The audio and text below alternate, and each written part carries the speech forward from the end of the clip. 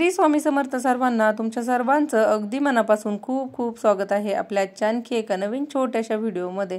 तर मैत्रिणींनो, आज आपण पाहणार आहोत मी गेल्या काही दिवसांमध्ये कुठल्या नवीन वस्तू बनवलेल्या आहेत, ज्या की टाकाऊपासून टिकाऊ पण बनवलेल्या आहेत आणि नवीन कपड्यांपासून देखील बनवलेल्या आहेत। तर नवीन कपड्यांपासून त्या वस्तू बनवलेल्या आहेत की ज्या पूजेसाठी देवासाठी आसन वगैरे लागतात, त्या वस्तू ज्या आहेत त्या मी नवीन कपड्यांपासून बनवलेल्या आहेत।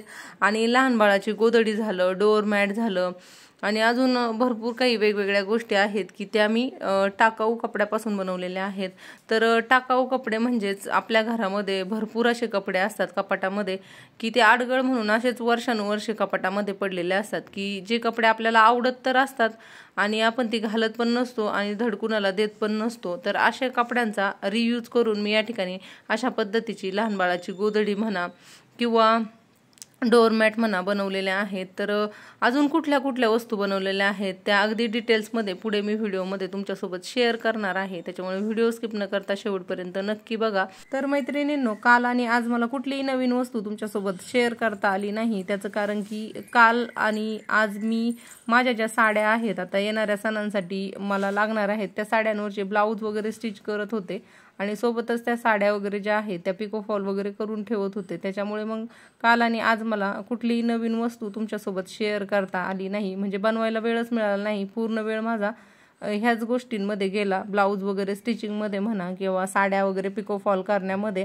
आणि त्याचे देखील व्हिडिओ शूट करून मी तुमच्यासोबत शेअर करणार होते, जेणेकरून ज्या मैत्रिणींना स्वतःचे ब्लाऊज वगैरे स्टिच करायची आवड असेल त्यांना देखील अगदी सोप्या पद्धतीने स्वतःचे ब्लाऊज स्टिच करता येतील यासाठी। पण झालं असं की हा ब्लाऊज मी ज्यावेळेस कटिंग करायला घेतला त्यावेळेस दादा स्कूलला गेलेला होता आणि ब्लाऊज कटिंग करून होतोय कुठं नाही तेच त्याला घेऊन येण्याची वेळ झाली, 11:30 वाजले आणि मग त्याला स्कूलमधून घेऊन येण्यासाठी गेले आणि त्याला स्कूलमधून घेऊन आल्यानंतर परत मग त्याचं सगळं आवरायचं, त्याला फ्रेश करायचं, त्याच्यानंतर त्याला जेवण वगैरे ह्या सगळ्या गोष्टींमध्ये माझा भरपूर वेळ गेला। त्याच्यानंतर बाळाचं वगैरे दिवसभर, ज्यांच्या घरामध्ये लहान मुलं आहेत तर त्यांना माहीतच आहे, लहान मुलं घरात असल्यानंतर आपल्याला लहान मुलांमध्ये वेळ कसा जातो ते कळतच नाही। तसाच माझा पूर्ण वेळ गेला आणि सोबतच मध्ये ते ज्यावेळेस गॅलरीत वगैरे खेळायचे किंवा बाळमध्ये झोपायचं वगैरे त्यावेळेस मी थोडा ब्लाऊज स्टिच करत होते, पण मग असं कंटिन्यू ब्लाऊज स्टिच करत नव्हते। त्याच्यामुळे मग व्हिडिओ पण असा शूट करायला एवढा मूड नव्हता, त्याच्यामुळे मी काय ब्लाऊजचे वगैरे व्हिडिओ शूट केले नाही। मध्ये थोडंसं फार शूट घेतलं आणि ते आज मी तुमच्यासोबत शेअर करत आहे। पण इथून पुढे एखाद्या दिवशी ज्यावेळेस मी कंटिन्यू नॉनस्टॉप एखादा ब्लाऊज स्टिच करायला बसेल त्यावेळेस नक्कीच त्याचं शूट करून तुमच्यासोबत शेअर करेल, जेणेकरून तुम्हाला देखील एकदम सोप्या पद्धतीने स्वतःला ब्लाऊज नक्की स्टिच करता येतील आणि तुम्ही प्रयत्न केले तर नक्कीच तुम्हाला मी ज्या पद्धतीने शिकवेल त्या पद्धतीने ब्लाऊज स्टिच करता येतील। कारण मी अजिबात डिफिकल्ट पद्धतीने ब्लाऊज स्टिच करायला जात नाही, एकदम सोप्या पद्धतीने ब्लाऊज स्टिच करते आणि ती पद्धत कुणालाही लगेच लक्षात येईल। आणि पहाटे उठून मी राहिलेला जो ब्लाऊज वगैरे होता तो कंप्लीट करून घेतला आणि ब्लाऊज कंप्लीट केल्यानंतर त्याचा लुक वगैरे कसा दिसतोय ते देखील मी तुमच्यासोबत व्हिडिओमध्ये शेअर केलेला आहे। आणि त्याच्यानंतर आता घरातली वगैरे सगळी कामं झाली। हा जो व्हिडिओ आहे तो आजचाच आहे, आता म्हणजे आज आहे फ्रायडेचा आहे हा व्हिडिओ, मी तुमच्यासोबत आजच शेअर करण्याचा प्रयत्न करेल। बघूया आता कधी अपलोड होतोय ते। तर सकाळी मग उठल्यानंतर घरातली वगैरे कामं सगळी आवरली, त्याच्यानंतर 11:30 वाजले, दादाला स्कूलमधून घेऊन आले। आता काल पाऊस भरपूर होता त्याच्यामुळे काल संध्याकाळी त्यांना गार्डनला आणलं नव्हतं आणि बाळाला आणि दादाला रोजची सवय आहे मंदिरात यायची आणि 2 टाईम तरी मी सकाळ संध्याकाळ त्यांना गार्डनला घेऊन येत असते, मंदिरामध्ये घेऊन येत असते। पण कधी पाऊस असतो किंवा मुलं आजारी असतात, अशा वेळेस ते शक्य होत नाही। तसंच झालं, काल संध्याकाळी पाऊस आला त्याच्यामुळे मला काय त्यांना खाली घेऊन येता आलं नाही। मग आता स्कूल सुटल्यानंतर ज्यावेळेस आम्ही घरी आलो, गाडी पार्किंगला लावली, मग आम्ही आलो या ठिकाणी गार्डनला आल्यानंतर मस्त मनसोक्त ते दोघं छान या ठिकाणी खेळले आणि यशस्वीला तर गार्डनला खेळायला खूपच आवडतं, तिला मंदिरात यायला देखील खूप आवडतं, कारण त्यांना लहानपणापासून रोजची सवय आहे खाली गार्डनला यायची, मंदिरात यायची। त्याच्यामुळे त्यांना घरात अजिबात करमत नाही। मग मी माझी घरातली कामं वगैरे जे आहे ते व्यवस्थित नियोजन करून लवकरात लवकर कंप्लीट करते आणि त्याच्यानंतर मुलांना अशा पद्धतीने खाली घेऊन येत असते। ज्यावेळी आम्ही खाली येतो त्यावेळेस भरपूर अशी मोठी मंडळी खाली फिरायला आलेली असतात, आजी वगैरे असतात, बाबा असतात आणि मग त्यांच्यासोबत हिचं बोलणं वगैरे होतं आणि तिला पण त्यांची एक गोडी निर्माण झालेली आहे। त्याच्यामुळे रोज तिला ते भेटल्यानंतर तिला छान वाटतं। यशस्वीला गार्डनला मी 2 टाइम घेऊन येत असते, एकदा सकाळी आणि एकदा संध्याकाळी। पण विहानला गार्डनला मी संध्याकाळी आणत असते कारण सकाळी तो स्कूलला गेलेला असतो, त्याच्यामुळे सकाळी तो आमच्यासोबत नसतो गार्डनला।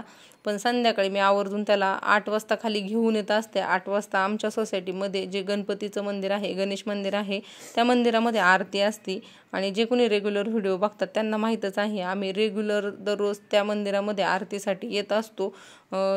जेव्हा जेव्हा शक्य होईल तेव्हा तेव्हा, फक्त जसं की मी म्हटलं पाऊस असेल किंवा मुलं आजारी असतील अशा वेळेसच फक्त आम्ही खाली येत नाही मंदिरामध्ये आरतीला, नाही तर इतर वेळेस रेग्युलर मी त्यांना आरतीला घेऊन येत असते।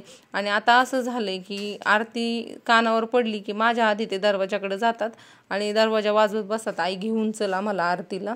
आणि विहान तर घड्याळाकडेच बघत असतो, घड्याळाचा काटा 8 वरती जायच्या आधीच लगेच बडबड करायला सुरुवात करतो, आरतीचा टायमिंग झाला, चला चला चला। म्हणजे जसं 10 दिवस गणपती बसल्यानंतर आरतीची जी उत्सुकता असते, आरतीला जाण्याची तीच उत्सुकता ह्या दोघांना डेली असते। तर बघा, ह्या दोघांना सांभाळून मी गेल्या काही दिवसामध्ये ह्या वस्तू बनवलेल्या आहेत। त्या कुठल्या कुठल्या वस्तू आहेत त्या मी आता तुम्हाला दाखवणार आहे। आणि अशा पद्धतीच्या नवीन नवीन वस्तू किंवा घरातील टाकाऊ कपड्यांपासून टिकाऊ वस्तू तुम्हाला पण जर बनवायच्या असतील तर चॅनलवरती याचे व्हिडिओ डिटेल्समध्ये मी अपलोड केलेले आहेत, तिथे तुम्ही जाऊन बघू शकता। तर बघा, या ठिकाणी ही जी आहे मॅट रांगोळी बनवलेली आहे। आता सध्या लेटेस्ट भरपूर ट्रेंडिंगमध्ये असलेल्या रांगोळ्यांपैकी ही एक रांगोळी आहे आणि डिझाईन तुम्ही तुमच्या चॉईसनुसार काढू शकता, त्यानुसार तुम्ही अशा पद्धतीची मॅट रांगोळी बनवू शकता। तर मी माझ्या मुलांना बघून ज्या गोष्टी मला बनवायला सोप्या पडतात किंवा झटकीपट माझ्याकडनं बनवून होतील अशाच वस्तू मी या ठिकाणी बनवलेल्या आहेत। तर ती देवीची जी रांगोळी तुम्हाला दाखवली ती, त्याच्यामध्ये तुम्ही ॲडव्हान्समध्ये अजून छान डिझाईन वगैरे ड्रॉ करून तशा पद्धतीच्या रांगोळ्या बनवू शकता। त्याच्यानंतर जो कलश दाखवला तो कलश, त्याच्यानंतर बघा हे जे तोरण आहे, हे तोरण देखील आता येणाऱ्या दसरा दिवाळीसाठी तुम्ही देखील बनवू शकता। त्याच्यानंतर येणाऱ्या दसऱ्यासाठी म्हणा किंवा दिवाळीसाठी अशा पद्धतीचं तुम्ही जे चौरंग कवर आहे ते देखील बनवू शकता। हे चौरंग कवर आता सध्या चौरंगावरती मी टाकलेलं नाहीये, त्याच्यामुळे अशा पद्धतीने दिसतंय। पण हे जे चौरंग कवर आहे ते ज्यावेळेस आपण चौरंगावरती टाकतो त्यावेळेस खूप व्यवस्थित दिसतं। ज्या मैत्रिणी घरातलं सगळं आवरून मुलांचं सगळं बघून पूजा वगैरे करून ऑफिसला जात असतात त्या मैत्रिणींसाठी अशा पद्धतीचं चौरंग कवर खूपच फायद्याचं ठरतं। तुम्ही देखील ह्या चौरंग कवरचा पूर्ण डिटेल व्हिडिओ बघितला नसेल तर नक्की बघा, जेणेकरून तुम्हाला देखील अशा पद्धतीचं चौरंग कवर बनवता येईल आणि तुम्ही तुमच्या घरातील पूजेसाठी त्याचा वापर करू शकता। आणि तर बघा, ज्यावेळेस आपण स्वतःच्या हाताने वस्तू बनवतो आणि त्या वस्तू आपल्या पूजेसाठी म्हणा किंवा घर आवरण्यासाठी किंवा घर सजवण्यासाठी वापरतो त्यावेळेस होणारा आनंद खूप वेगळा असतो। म्हणजे मला तरी स्वतःच्या हाताने ज्यावेळेस मी वस्तू बनवून घरासाठी वापरते किंवा पूजेसाठी वापरते त्यावेळेस खूप आनंद होतो।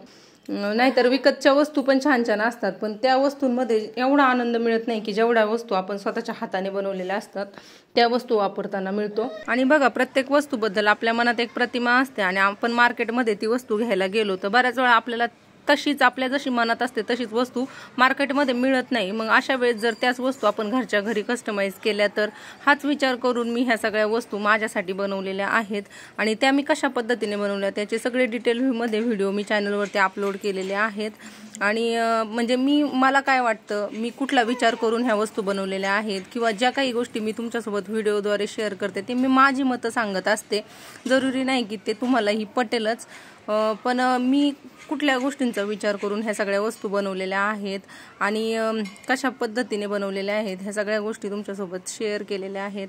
तर ज्यांना त्या आवडत असतील त्यांनी नक्की बघा, तशा पद्धतीच्या वस्तू बनवा, जेणेकरून तुम्ही देखील अशा पद्धतीच्या वस्तू वापरून तुमच्या घराची सजावट करू शकता। किंवा दसरा, दिवाळी किंवा मार्गशीर्ष महिन्यामध्ये आपण जी पूजा वगैरे मांडतो त्या पूजेसाठी ह्या सगळ्या नवीन कपड्यापासून बनवलेल्या वस्तू देखील नक्कीच फायदेशीर ठरतील आणि तुमची जी पूजा आहे अजूनच छान आणि प्रसन्न होईल। तर तोच हेतू डोळ्यासमोर ठेवून मी ह्या वस्तू माझ्यासाठी बनवलेल्या आहेत आणि मग म्हटलं चला मी बनवलेल्याच आहेत तर त्या तुमच्यासोबतही शेअर करूया म्हणून मी शेअर केलेल्या आहेत। तर आता मी जेवढ्या वस्तू तुम्हाला व्हिडिओमध्ये दाखवल्या तेवढ्या सगळ्या वस्तू मी माझ्या लहान बाळाला बघून बनवलेल्या आहेत आणि तुम्ही देखील अशा पद्धतीच्या वस्तू नक्कीच बनवू शकता। तर बघा हा जो पाऊच आहे त्याच्यानंतर आतापर्यंत मी तुम्हाला पाटावरचा कवर दाखवला, कमळ आसन दाखवला, अजूनही भरपूर वेगवेगळ्या वस्तू दाखवल्या। त्या सगळ्या वस्तू मी स्वतःच्या हाताने घरी बनवलेल्या आहेत आणि त्याचे व्हिडिओ देखील तुमच्यासोबत चॅनलवरती शेअर केलेले आहेत।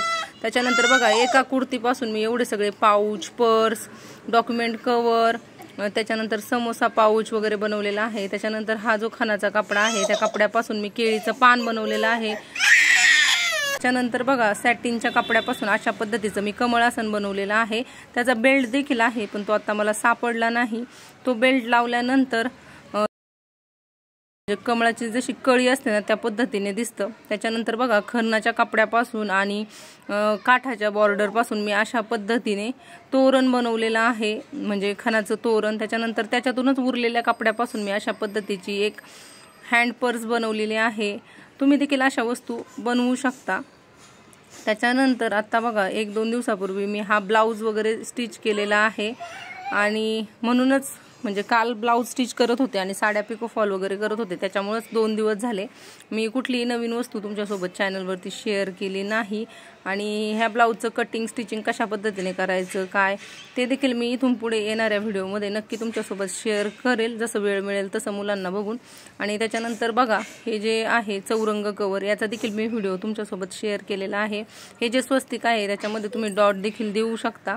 तर मी अजून हे चौरंग कवर पूजेसाठी वापरलेलं नाहीये, पण मी जेव्हा वापरेल तेव्हा त्या स्वस्तिकवरती डॉट वगैरे देऊन मग त्याच्यानंतरच वापरणार आहे। त्याच्यानंतर बघा हा जो आहे तो पाटाचा कवर आहे। त्याच्यानंतर हा पण चौरंग कवर आहे, हे तोरण आहे।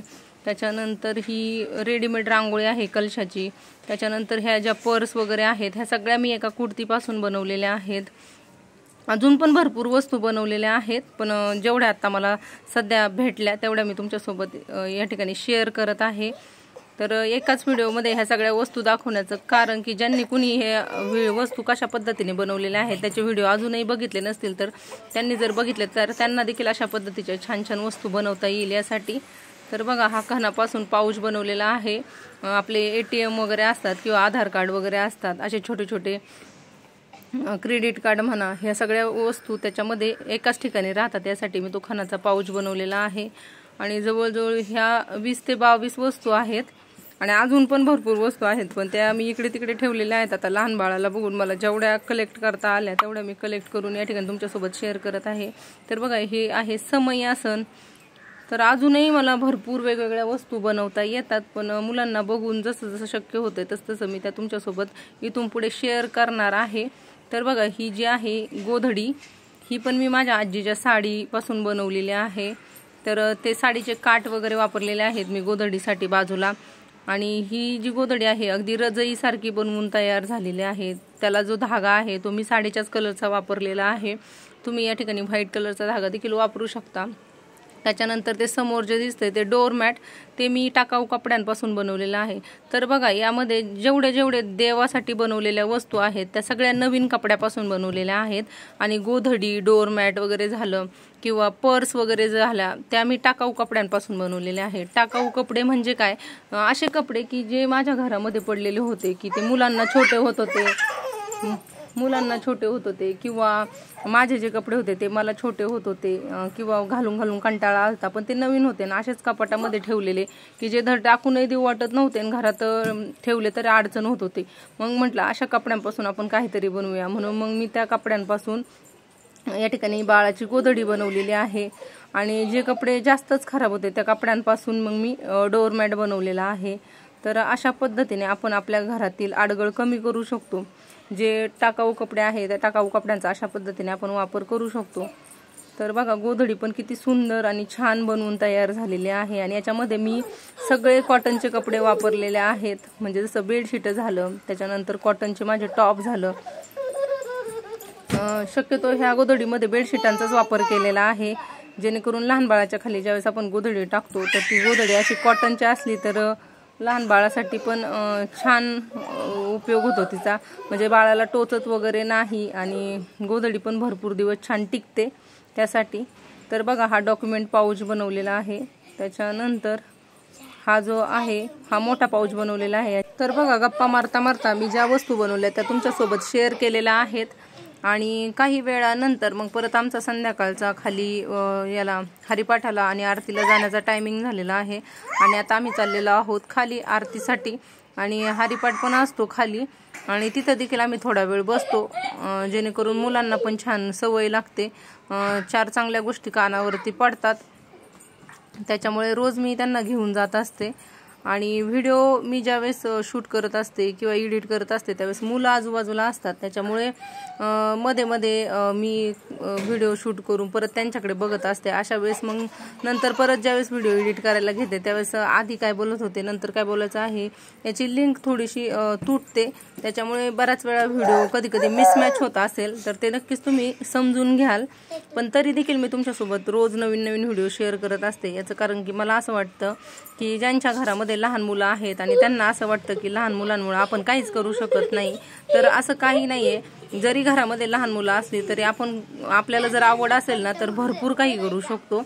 तर ह्या सगळ्या गोष्टी मी फक्त दैनंदिन जीवनामध्ये ज्या उपयोगी पडतात त्याच तुमच्यासोबत शेअर करत आहे. याच्या व्यतिरिक्त देखील मी भरपूर काय स्टडी करत असते किंवा अजून भरपूर काय नवीन नवीन गोष्टी करत असते, पण त्या तुमच्यासोबत शेअर करत नाही. मला असं वाटतं ज्या गोष्टींचा फक्त तुम्हाला फायदा व्हावा त्याच गोष्टी तुमच्यासोबत शेअर कराव्या.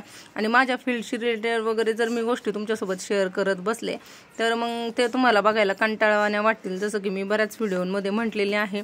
त्याच्यामुळे मी फक्त घराशी रिलेटेड दैनंदिन लाईफशी रिलेटेड ज्या गोष्टी आहे त्याच तुमच्यासोबत शेअर करते. आणि मला असं वाटतं त्यातून नक्कीच ज्यांच्या घरात लहान मुलं आहेत त्यांना फायदा होईल आणि ज्यांना माझ्यासारखी आवड आहे नवीन नवीन वस्तू बनवण्याची त्यांना पण छान प्रोत्साहन मिळेल. तर या हेतून मी व्हिडिओ शेअर करत असते आणि माझ्या पण कुठेतरी आठवणी स्टोअर राहतील.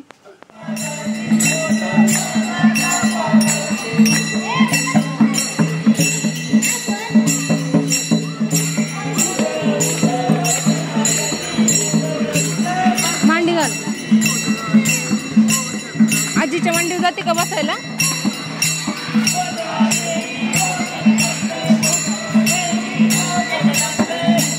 खाली नाही उतरते. टाळ्या जाऊ आता आरती. हा टाळ्या जाऊ.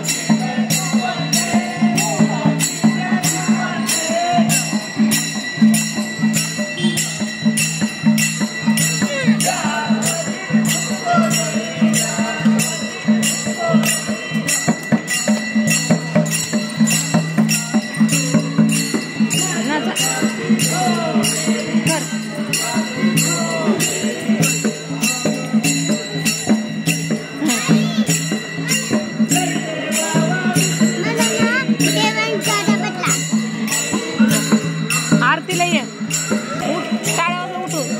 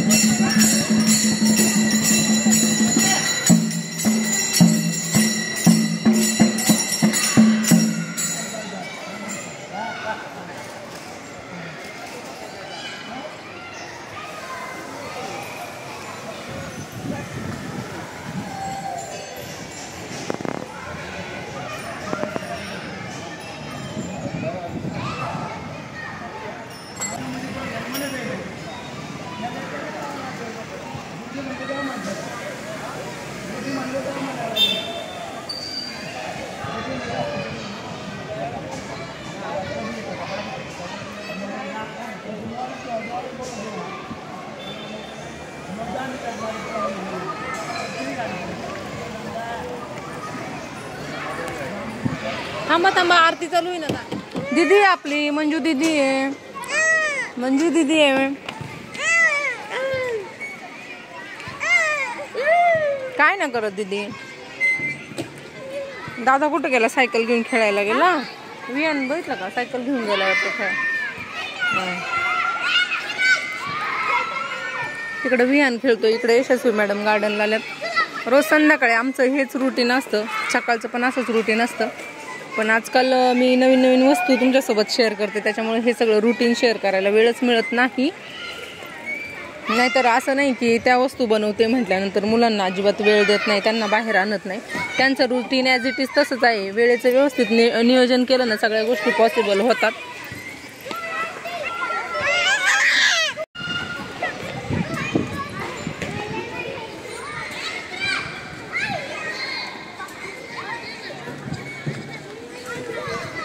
मंदिराकडे घेऊन जा, तिकडे नका जाऊ अंधारात. यशस्वी स्माइली वाटते एखादं बघ चांगलं. दाखव गो दीदी मेहंदी. कड कड तुला काढायची येशू? काढायची इथे काढू आपण. छोट्या हातात इथे काढायची. विहान किती मोठा झाला. हो ना, मी आता तेच तुमच्याकडे पण पाहत होते. म्हटलं विहान क्लासला येत होता त्यावेळेस तुम्ही पण किती छोट्या छोट्या होत्या ना.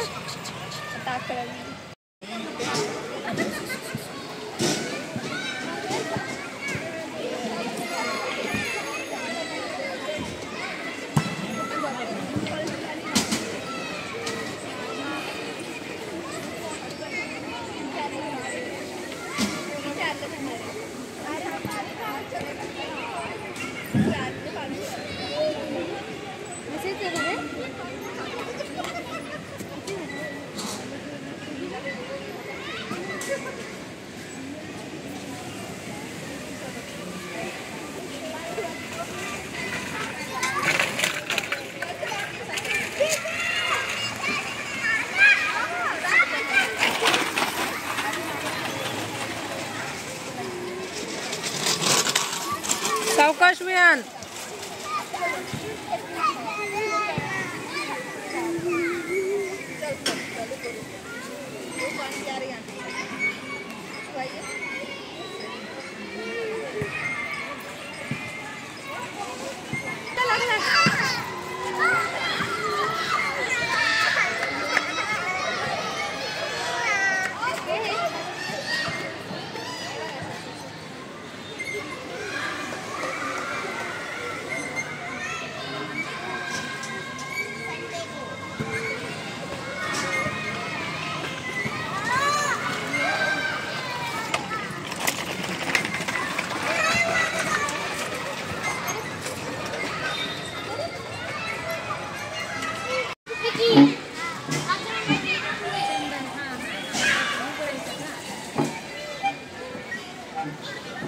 पाय खाली घे बाळा, पाय खाली घे.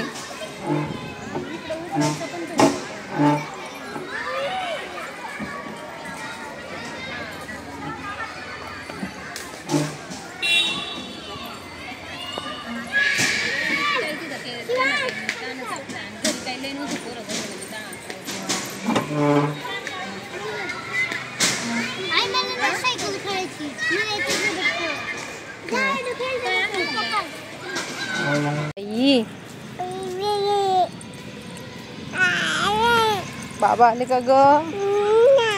बाबा आले का येशूचे? नाही आले.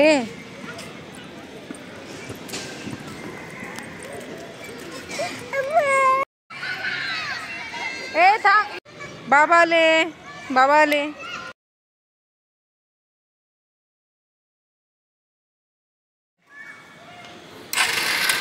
पॅक पकडा. बाय.